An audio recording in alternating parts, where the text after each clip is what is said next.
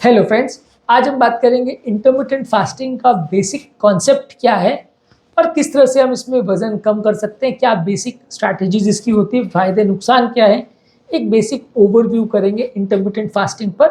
ये एक काफ़ी इंपॉर्टेंट टेक्निक है और रिसेंटली बहुत ज़्यादा इस पर बात होने लगी है क्योंकि ये वजन कम करने के लिए एक बहुत ज़्यादा इफेक्टिव तरीका है जिसमें लोग को तुरंत रिजल्ट्स मिलने लगते हैं और बहुत इफेक्टिव और अच्छे रिजल्ट्स मिलने लगते हैं।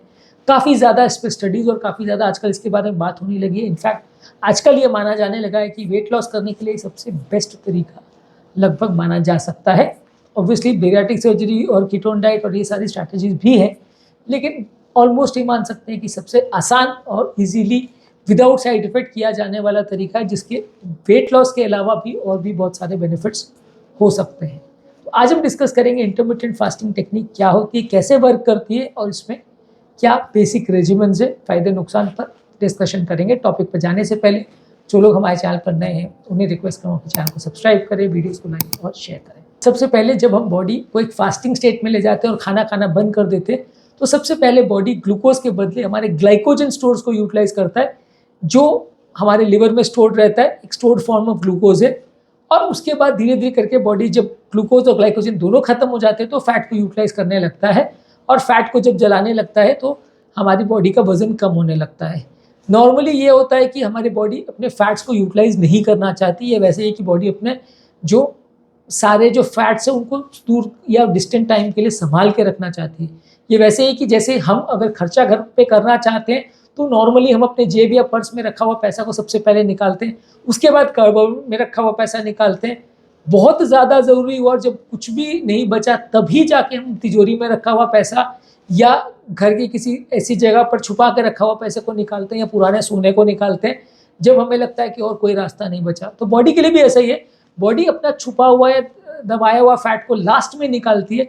सबसे पहले वो कार्बोहाइड्रेट यूटिलाइज करेगी, फिर ग्लाइकोजन यूटिलाइज करेगी, फिर प्रोटीन्स को यूटिलाइज करेगी, फिर बाकी सब चीज़ों को यूटिलाइज करने का कोशिश करेगी। फैट्स को वो जलाना नहीं चाहती है, सबसे लास्ट के लिए बचाना चाहती है।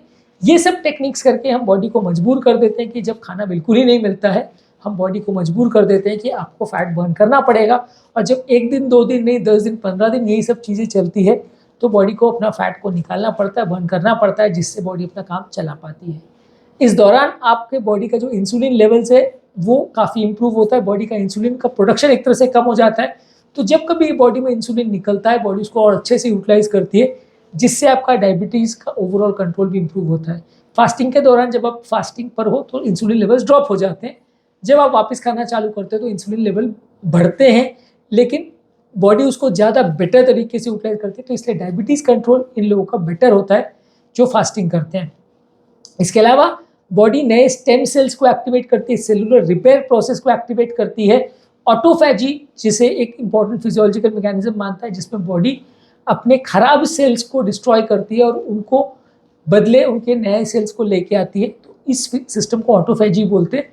ये भी एक्टिवेट होता है यदि हम इंटरमिटेंट फास्टिंग करते हैं और ये प्रोसेस हमें एंटी एजिंग की तरह काम करता है, हमारी उम्र बढ़ने को रोकता है और बहुत सारे हेल्थ रिलेटेड प्रॉब्लम्स को भी ये कम करता है, बहुत सारे एज रिलेटेड डिजीज प्रोसेस को भी ये कम करता है यदि हम इस सिस्टम को एक्टिवेट होने देते हैं। तो ये हमारे सेल्स को एक तरह से हीलिंग का भी काम करता है। तो फास्टिंग जो है खाली आपके लिए वजन कम कर रहा है सिर्फ वैसा नहीं है, ये आपकी बॉडी की बीमारियों को भी ठीक करता है।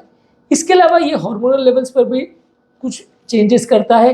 ये हमारी बॉडी में नॉरएपिनेफ्रिन और ह्यूमन ग्रोथ फैक्टर को बढ़ाता है, जिसकी वजह से बॉडी प्रोटीन्स को बचाती है, मसल्स को बचाती है और फैट को यूटिलाइज करती है। जब हम लंबे समय तक फास्टिंग में रहते हैं तो हमारे हार्मोन्स के लेवल्स में भी चेंजेस आते हैं और बॉडी का एक ओवरऑल मेटाबॉलिक शिफ्ट डेवलप हो जाता है जिसमें बॉडी ग्लूकोज के बदले ज़्यादा एफिशिएंटली फैट को यूटिलाइज करने लगती है और जल्दी जल्दी स्विच करने लग जाती है। जब हम डेली बेसिस पे फास्टिंग करते हैं तो बॉडी को फिर ये फैट यूटिलाइज करना उतना मुश्किल नहीं लगता, फिर उसको लगता है कि हेजिटेशन नहीं करना है, जो छुपा हुआ पैसा है उसको भी यूज़ कर सकते हैं। ये उसी तरह से कि जैसे मैंने आपको बोला कि तिजोरी में रखा हुआ पैसा को हम लास्ट में यूज़ करना चाहते हैं या छुपे हुए धन को लास्ट में यूज़ करना चाहते हैं, लेकिन जब बार बार हम उसको डेली यूज़ करना पड़ रहा है तो फिर हमको लगता है यार उसको छुपा के रखने का कोई मतलब नहीं है, डेली ही वो करेंसी हमें यूटिलाइज करनी पड़ रही है, वो छुपा हुए सोने को हमें यूज़ करना पड़ रहा है, तो फिर हम उसको ऐसी जगह पर रखते हैं जहाँ हम डेली उससे यूज़ कर सकें। तो बॉडी भी वैसे करती है कि जब वो छुपाया हुआ फैट को उसको रोज़ इस्तेमाल करना पड़ता है तो फिर एक स्टेज आती है कि वो डायरेक्टली बिना सोचे समझे थोड़ा बहुत भी फास्टिंग होता है तो उसको यूज़ करने लगती है और वजन हमारा जल्दी जल्दी कम होता है, बॉडी आपका वेट लॉस बहुत जल्दी करती है जब आप डेली बेसिस पे फास्टिंग लंबे समय तक कर पाते हो। तो फास्टिंग के बहुत तरह के रेजिमेंट्स है, उसमें 12 घंटे का फास्टिंग होता है जिसमें 12 घंटे खाते हो, 12 घंटे नहीं खाते हो। 16 घंटे का फास्टिंग हो सकता है इसमें 16 घंटे आप नहीं खाते हो, 8 घंटे खाते हो। इसके अलावा 5:2 डाइटिंग स्ट्रैटेजी होता है जिसमें हफ्ते में 5 दिन आप नॉर्मल खाते हो और हफ्ते में 2 दिन आप सिर्फ 500 कैलोरी खाते हो। इसके अलावा एक ऑल्टरनेट डे फास्टिंग रेजिमेंट होता है जिसमें आप एक दिन खाते हो, एक दिन नहीं खाते हो।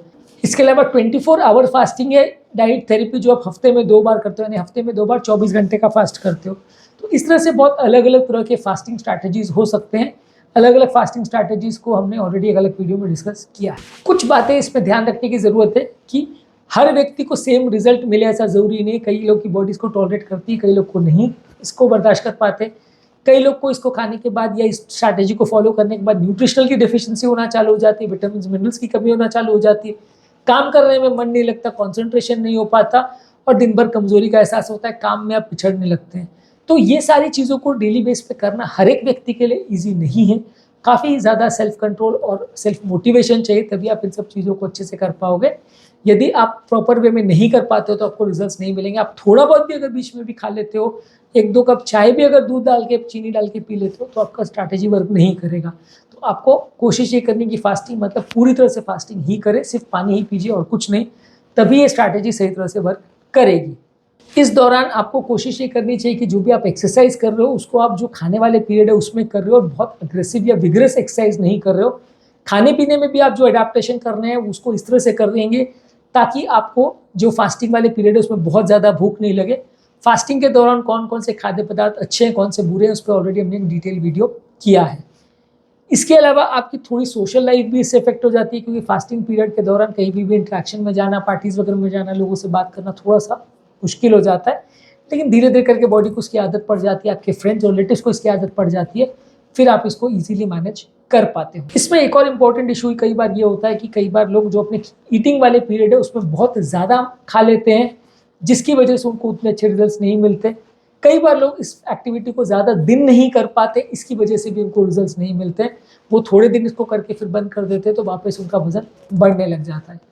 इसके अलावा मेंस्ट्रुअल साइकिल जब फीमेल पेशेंट्स में आता है तब उनको इंटरमिटेंट फास्टिंग के दौरान थोड़ा दिक्कत होती है। उनके हार्मोनल लेवल्स फ्लक्चुएट करते हैं तो बॉडी उसको प्रॉपर्ली एक्सेप्ट नहीं करती, उनको उतने अच्छे रिजल्ट्स नहीं मिलते हैं। फीमेल पेशेंट्स के लिए क्या स्पेसिफिक इशू है फास्टिंग के, उस पर हम अलग वीडियो करेंगे। तो बेसिकली इंटरमिटेंट फास्टिंग एक ऐसी टेक्निक है जिसमें आप वजन कम करने के लिए या बॉडी को दूसरे बेनिफिट्स देने के लिए आप फास्टिंग करते हो, उपवास रखते हो कुछ घंटे का या कुछ दिन का, ताकि आपकी बॉडी में ग्लूकोज का यूटिलाइजेशन कम हो, बाकी चीज़ों और फैट्स का यूटिलाइजेशन बढ़े और आपका वजन कम हो और बाकी बेनिफिट्स आपको मिले। इसमें बहुत सारी स्ट्रैटेजीज, बहुत सारे प्लसेस माइनसेस इशूज़ हैं। काफ़ी इफेक्टिव स्ट्रैटेजी है, सही तरह से इस्तेमाल किया जाए तो आपको काफ़ी अच्छे रिजल्ट्स मिलेंगे। उम्मीद करूँगा कि आज के टॉपिक में कुछ नई बातें जानने को मिली होगी। जो लोग हमारे चैनल पर नए हैं उन्हें रिक्वेस्ट करूँगा कि चैनल को सब्सक्राइब करें, वीडियोज़ को लाइक और शेयर करें।